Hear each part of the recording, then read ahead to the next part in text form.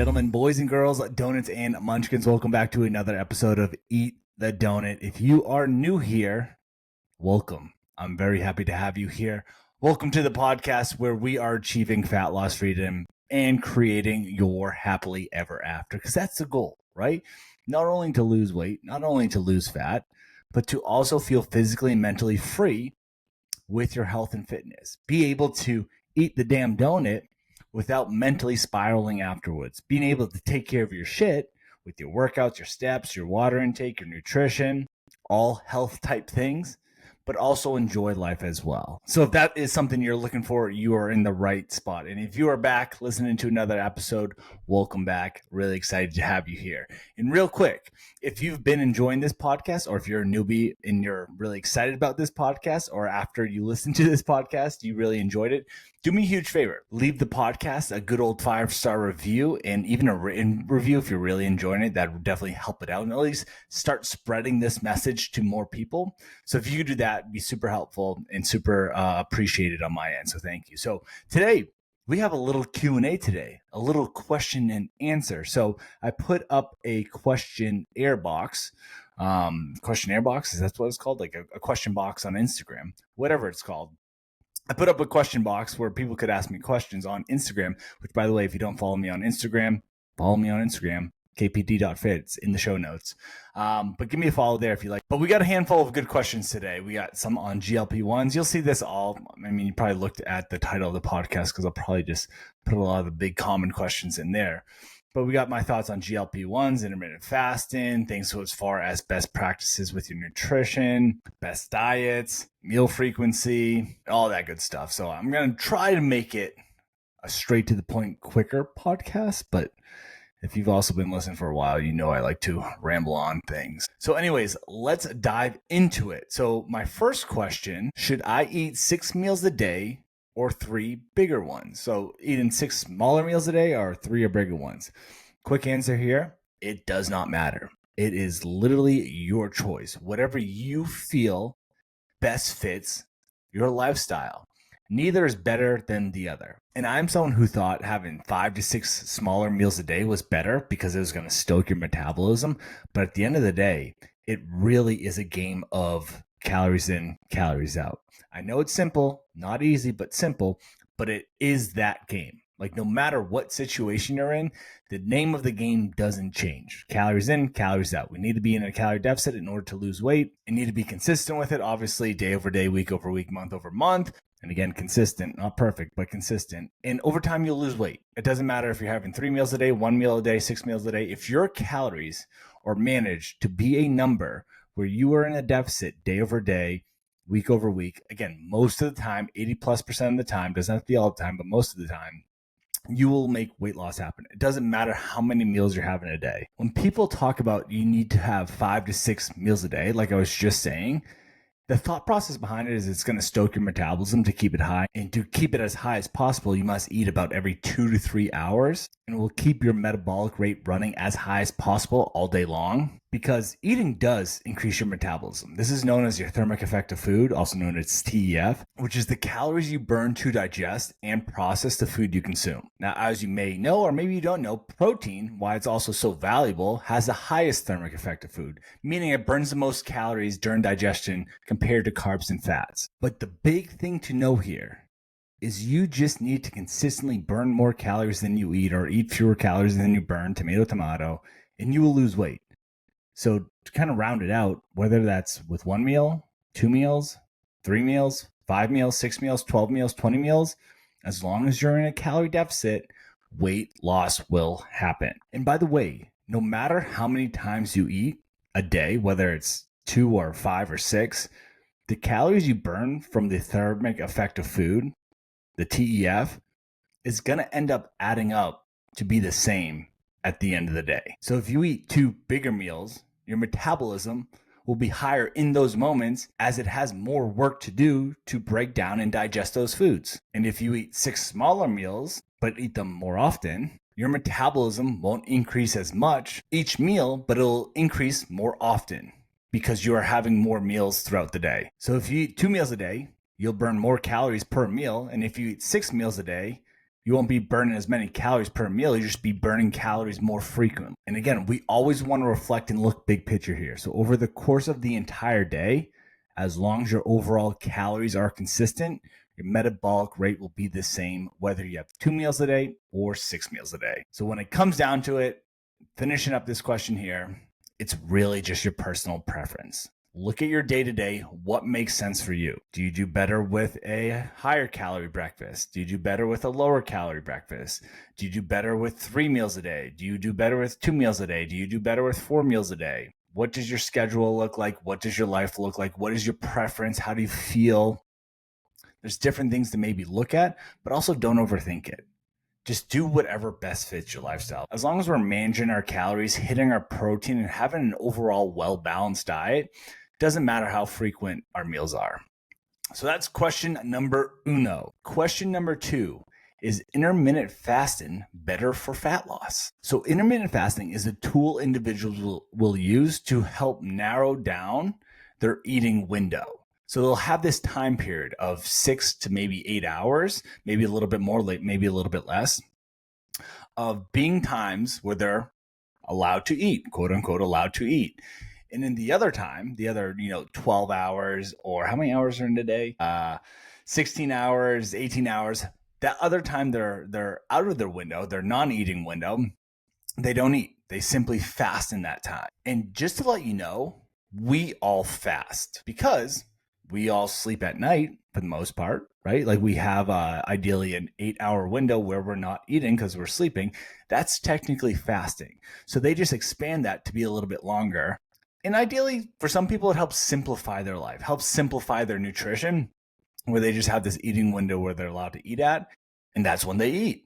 And they can stick to that pretty well. But the most important thing to know here, like I said, as far as what intermittent fasting is it's a tool. And like any tool, it depends on how you use it and whether it fits your lifestyle and your personal preferences. Again, what actually causes weight loss and fat loss?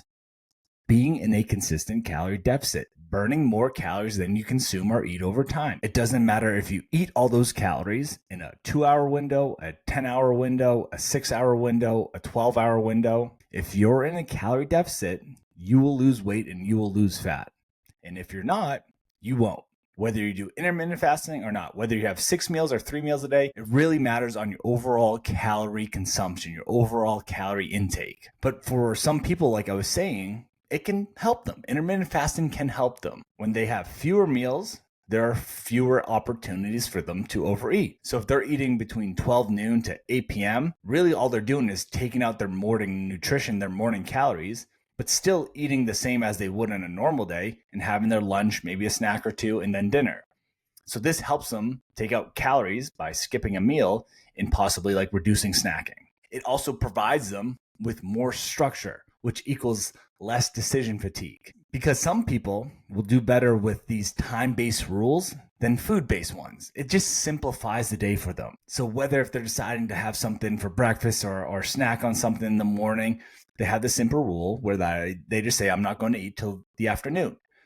And that is easier to follow than worrying about their portion sizes for breakfast, or helps them manage their snacking throughout the morning and early afternoon. Some people do find that their hunger hormones adapt to this system or this plan where they end up managing cravings a little bit better. They feel more in control of their appetite during that eating window. Now, I will say that's for some people. It's not for everyone. I actually think more people, in my opinion, from my experience with coaching, do better with having more meals, having a breakfast, lunch, and dinner. But then again, I've had a handful of people who do like intermittent fasting and it works well for them. This is where it just comes back to not being the sexy answer, but it's just a preference on if this is something you can see yourself doing long term, if it fits your lifestyle, if you somewhat enjoy this. But there's something I do want to mention here, and I almost mentioned this on the meal frequency question, but more specifically with fasting, because this is something I used to do and I know a lot of individuals used to do. If the moment you break your fast, you binge and it causes this whole backfire on things, then I don't think intermittent fasting is for you. This is probably the most or our biggest misunderstanding about IF intermittent fasting, because people will fast all day, end up getting super ravenous, then overeat in the evening and feel almost uncontrolled with their appetite, with their hunger, which causes them to binge eat, which causes them to be in a surplus of extra calories, which is causes them to gain weight, gain fat, which is doing the opposite of what they actually want to do. And what happens is they overeat so much at night, the next day comes, they start over restricting again in the morning, fasting all morning and afternoon again, until it happens again at night. Their hunger's so high, they're so ravenous, they feel out of control with their hunger that they end up overindulging and binging. So something like this, intermittent fasting, can trigger this binge restrict cycle. So this is where I find a lot of people do better having a breakfast, because it helps manage their hunger a lot more throughout the day. It helps them feel a little bit more in control with their appetite and their hunger a lot more throughout the day. So if you are someone who finds themselves on this overindulge restrict or binge restrict or all in or all out mindset, IF may not be the best answer. Again, that's for you to decide, but just look at the data of what history tells us about your habits. Is this something you've done consistently before? And if doing it again, you feel like is the answer, that's insanity. That's literally the definition of insanity. Doing the same thing over and over, expecting different results. So, hey, maybe you try something a little bit different. Maybe you start having a higher protein breakfast, a high protein lunch, and a high protein dinner, and see how that feels for your hunger, for your appetite, for your habits, for your calorie control. And what I would challenge you to do is commit to it for 2 weeks and see what happens. Give yourself enough time to go through the experience to allow your body to adapt to it, because hunger hormones are sort of like a circadian rhythm where hunger can start to signal at the same times you eat each day. So it can make hunger a little bit more predictable, but it can put you in a little bit better of a schedule, knowing what times you're going to eat, when you're going to be hungry, when you can start to manage things, and allow you to feel, again, in control at the end of the day. When I used to intermittent fast, I truly thought intermittent fasting was just going to melt the fat right off my body, and I didn't really have to pay attention to anything else. So I would fast till about 1 or 2, go to Chipotle, get like this big ass burrito with extra sour cream, extra guac, double chicken, all the cheese, and be like, it doesn't matter how many calories are in this because I'm intermittent fasting. Until I ended up getting to eventually the heaviest weight I ever weighed, which was about 235-ish. And right now I currently weigh around like 195, but it was just the proof in the pudding for me there was it ended up always coming back to what was my overall calorie intake. And to add to this as well, we sometimes find these trendy tools, let's call them, like intermittent fasting. It's a trendy tool. And we think it has to be either I'm all in doing this or I'm all out not doing this. And I think some people get confused is like we can have hybrid approaches. And the reason why I say this is because I do have a better understanding of how intermittent fasting works. And to simplify it, is at the end of the day, it's just all about your calories.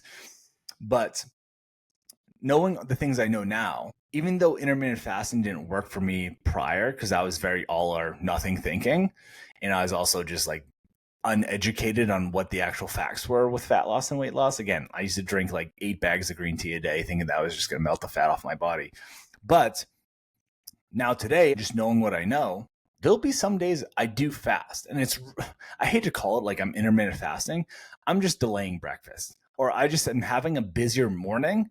So I'm just eating a little bit later on. Like I might work out in the morning, and then I have to go train one of my clients, and then I have some check-ins, and then I have some calls. It's like, all right, I have a busy morning where, yeah, sometimes I'll throw in a protein shake just to get some protein in early in the morning. But a lot of times I won't have anything till about maybe 10, 11, or 12. And I'm typically up at like 5:36. And I'm just delaying it just because that's the way my schedule works out today. But I know for me, like, as long as I manage my overall calories, I'm fine. Whether I'm having breakfast at 10 or 8 o'clock or 12 noon, like it doesn't matter. As long as I'm managing my overall calories for the day, I'm fine and I'm in a good spot. So hopefully that helped out a little bit, at least explain why intermittent fasting can be helpful, why it might not be the best fit for you. But as far as intermittent fasting being better for fat loss, no, it just nothing's better than another thing. It's just at the end of the day, these types of diets and tools are just tools. It's not like a magic trick or a magic pillar. And to be honest, the best diet for fat loss which is one of the questions. That was one of the questions later on. So the best diet for fat loss, we'll say question 3 here. I'm just going to skip over some questions I have here. So the best diet when it comes to fat loss is the one you can stick with, specifically for fat loss, right? If you're looking for the best diet for fat loss, with the goal being fat loss or weight loss, the best diet is the one that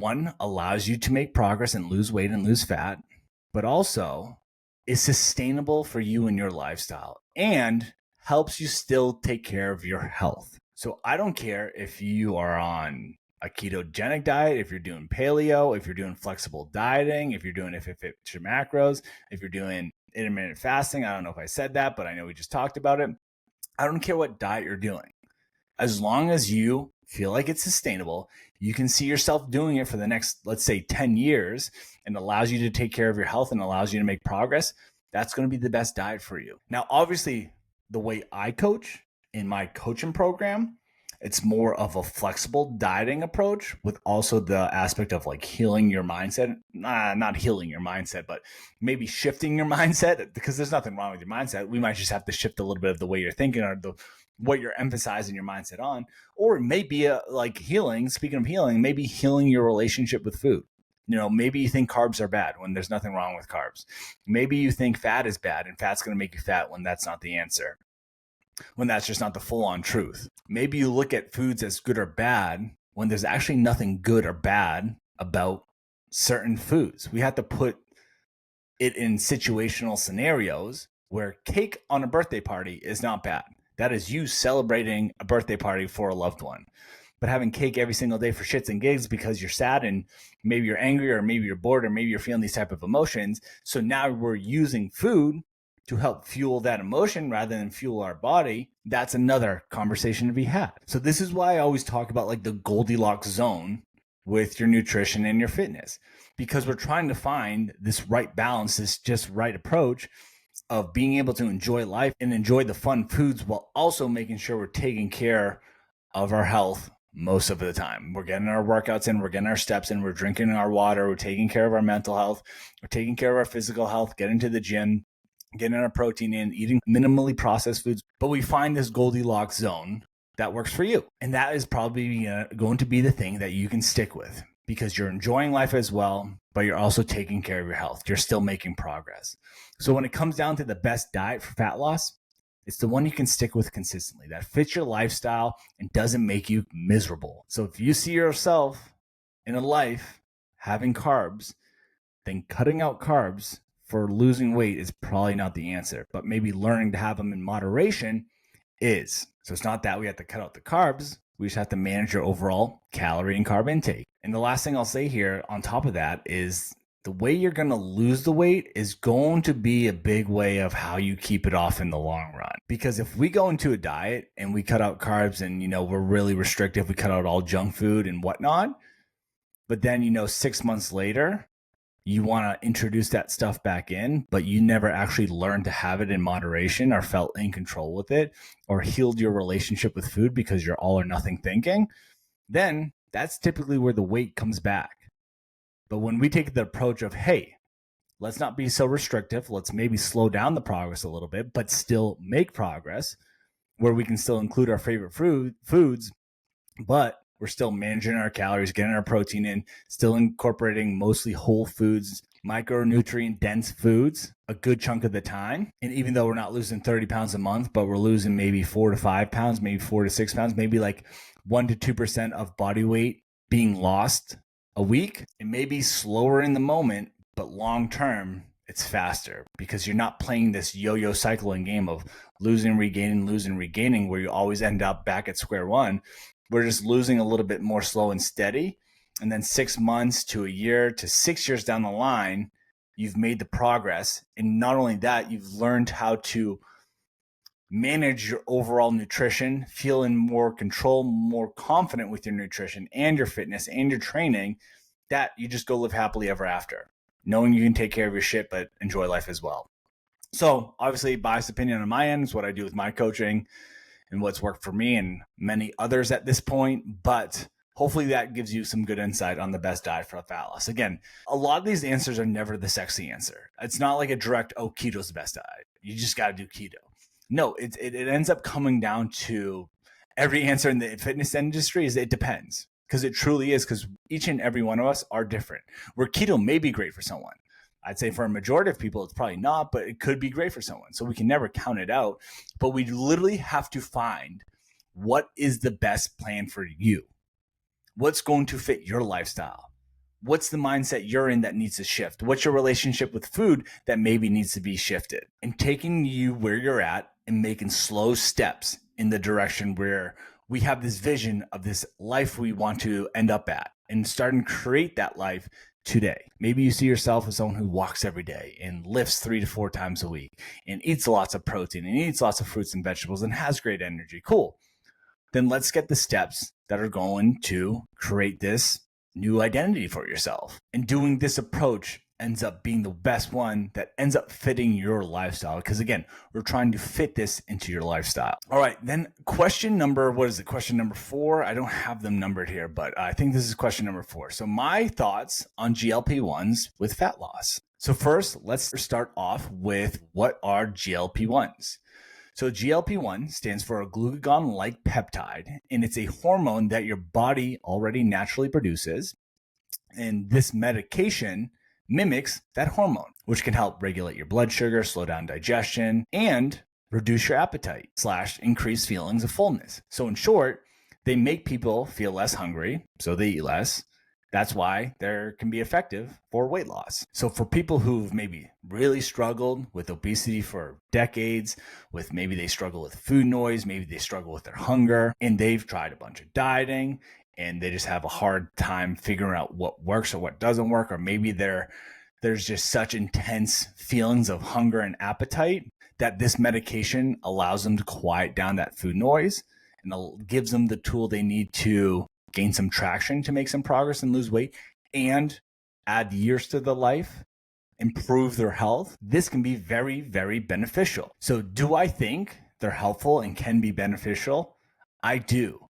But more specifically, I think they can be very beneficial if it's for the right person, because this isn't like a blanket recommendation. I don't think everyone should run out the door and go get a prescription today, but for the right person, someone who's maybe clinically obese, dealing with metabolic health issues, or simply in an extreme way cannot gain control over their hunger in their eating behaviors despite trying, this can be super helpful and can give someone a genuine pause in their appetite that helps them mentally reset, get out of that cycling of overeating, and begin to build some momentum with their health and actually improve their health. But here's the thing here. I don't care if someone's on a GLP-1 or not, because you still have to take care of your habits. Again, a GLP-1 is a tool. And again, like any tool, how you use it is what can determine the results. So if someone uses a GLP-1 to lose weight without actually building any habits around food, around where their mental health or mindset's at, around movement, around nutrition, I said food and nutrition, around strength training, around self-care, and they are also someone who is planning to come off of it, then there's a good chance they regain the weight back and struggle the moment they come off this medication. Now, I will say some people will probably be on this medication forever. But even those people who will be on it and can manage their appetite better, and they're still not taking care of their habits around food, around nutrition. I keep saying food and nutrition, same thing. Around food, nutrition, around movement, around the sleep, around their training, their strength, then their health is still going to have these areas where it's at risk. Because one of the biggest things I hear about is individuals who are not strength training, not really taking care of their nutrition, not really taking care of their health and fitness. They're just losing weight because they're on a GLP-1, is they're becoming fragile because of it.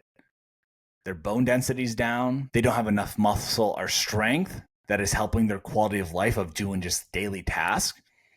And even more important than that, the risk they're putting at themselves from not being strong, from not having dense bones, is if they fall and hurt themselves, it could lead to a serious injury that puts them down and about and can really negatively impact their health. So what I'll say here is if you are on a GLP-1, there are still things you have to take care of. Like I would make strength training non-negotiable. I think you must strength train a minimum of 2 to 4 times a week because we want the weight loss from this medication to come from your fat tissue, your adipose tissue. And a lot of times if you are not strength training, and I'll say like eating enough protein, the weight loss will also come from your muscle, and that can be a problem. So not only is muscle important as far as metabolic health, as it can help protect your metabolism, but again, your bone density, your function, your daily quality of life, your lifestyle, your how you function even as you age as well. And when you lose weight and you end up losing a lot of muscle because of it, you're left with kind of putting yourself at danger.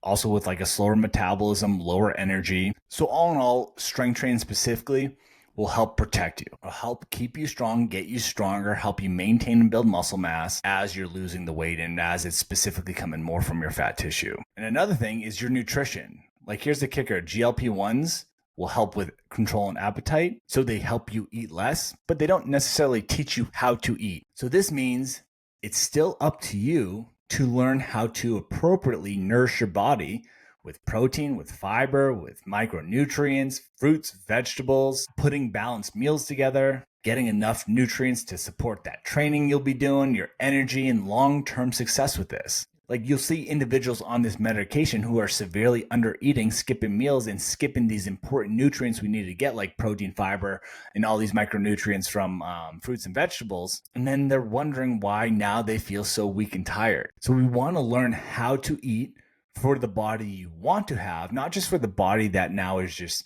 getting smaller and shrinking. This is where habits, structure can really make the difference. This is where really putting attention to your habits, adding some structure, working on changing some of these behaviors as well as being on these GLP-1s can really make a huge difference. So I always personally will have a conversation with someone who is considering it. And for the most part, I always just tell them to talk to their doctor and consider what their opinion is or what their thoughts are. But the question I always ask is like, what's the plan 12 months from now? Because no matter what, whether you continue to stay on it or get off it, you just can't go on this medication and think that nothing else needs to change, that there's no maybe exit strategy or no foundation with these habits. So whether you choose to stay on it long term or choose to be on it short term, there still needs to be a system to live like an overall healthy individual. Let's go one more question here. And you know what? This question is actually going to lead into next week's podcast too. So it's talking about how do I stay motivated? Next week, I'm going to talk about a little bit more on how to become more disciplined with weight loss, like your actions behind weight loss, your habits behind weight loss, how to become more disciplined and gain more willpower behind that with staying motivated. You know, this is a funny conversation to have because what I even say is motivation comes and goes, right? Motivation is something maybe not to rely on, but what we want to rely on are systems, our foundation of systems for ourselves that still allow us to take care of our shit no matter how we're feeling. So a lot of times when we think of motivation, we think of this like drive, this high energy internal drive that we could take over the world. It almost is like we're excited to work out. It feels effortless. Yeah, we're kicking our own butt and it feels good and we can kind of really push ourselves. But then we have days where there's no motivation and it's a little bit more of a drag and it feels like a little bit more of a grind. So much that you might not even get your workout in, that you might skip it. But the funny thing about motivation is we solely think of it as this high energy feeling.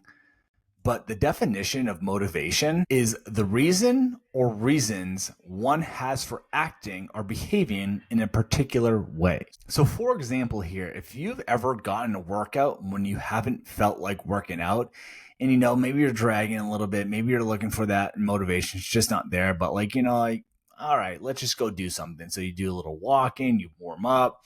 Still not really feeling it, but you're like, fuck it, I'm already here. I'm just going to get through it. So you do your entire workout. And at the end of the day, like, yeah, it felt good, but it wasn't your best, most pushed, most highest intensity workout, but you got it done.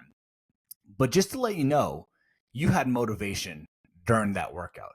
There was something there. There was a reason there that allowed you to act and behave in that particular way of working out, like getting the workout in, even though you still didn't feel like it.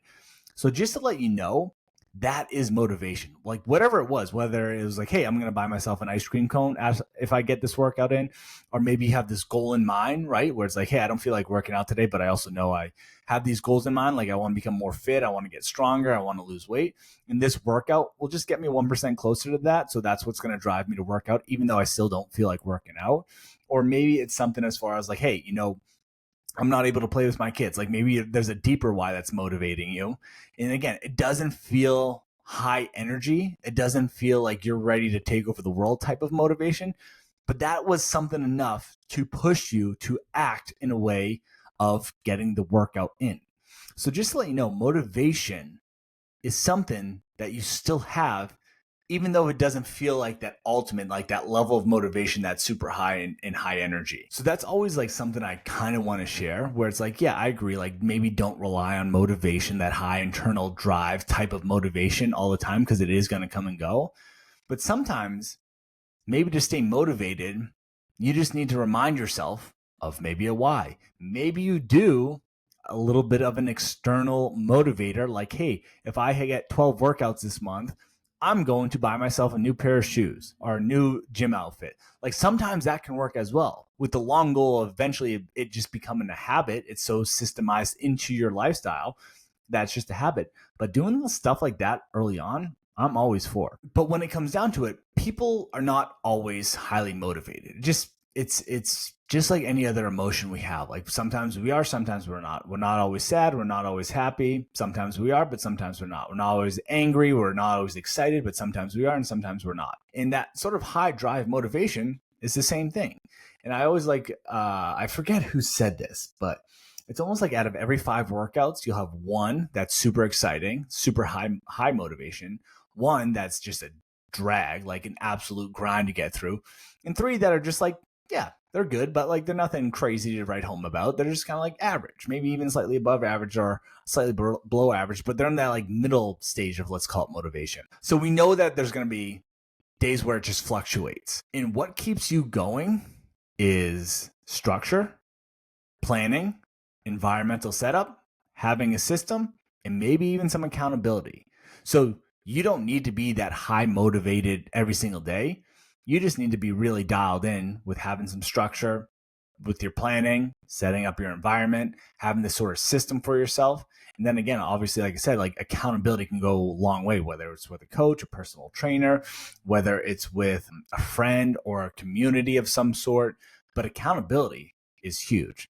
In my 2 cents, is I think we all need some sort of accountability in things we're trying to learn and grow from. Obviously, it's a biased opinion on my end, but like that's what I do. I have a coach who writes my strength programs. I have a business coach that helps create me structure with my business. Like I invest into these things because I know it's only going to help me in the long term. So how do you stay motivated? Through systems, through structure, through planning. And it's not always going to be that super duper fluffed up, exciting motivation, but maybe the better question is how do I stay consistent?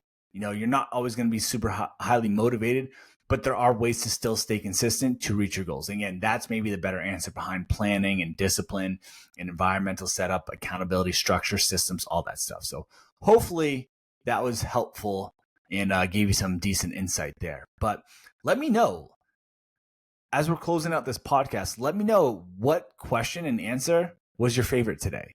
Like leave a comment, send me a message. I'd love to hear your input and insight on things. If you have anything to add, or if you have any feedback on things I said, I would love to hear it. I'd love to have a conversation with you. I'd love to chat about it, engage with the audience a little bit here, because I definitely enjoy doing that sort of thing. So don't hesitate to reach out. Now, obviously, if you have any questions in general, anything on top of mind, anything you want to chat about, any podcast episodes you want to get a little bit more in depth in, let me know. I'm more than happy to chat about that. But we're going to close things out here. Like I said, we're going to turn into our next podcast more on how to be more disciplined and how to be have better willpower. So we'll dive into that a little bit more next week. But if you do have any questions in the meantime, don't hesitate to reach out. If you could, leave a good old 5-star review to the podcast. You could even share it. If you really enjoyed this episode, share the podcast. One of my favorite episodes recently was last week's episode where I talked about 8 hard truths with fat loss. So if you haven't listened to that yet, make sure you go back and listen to that. But if you do need anything, do not hesitate to reach out. I'm always here to help, always want to assist where I can and help out where I can. But as always, I believe in you. Go eat the damn donut, and we will talk soon. Cheers.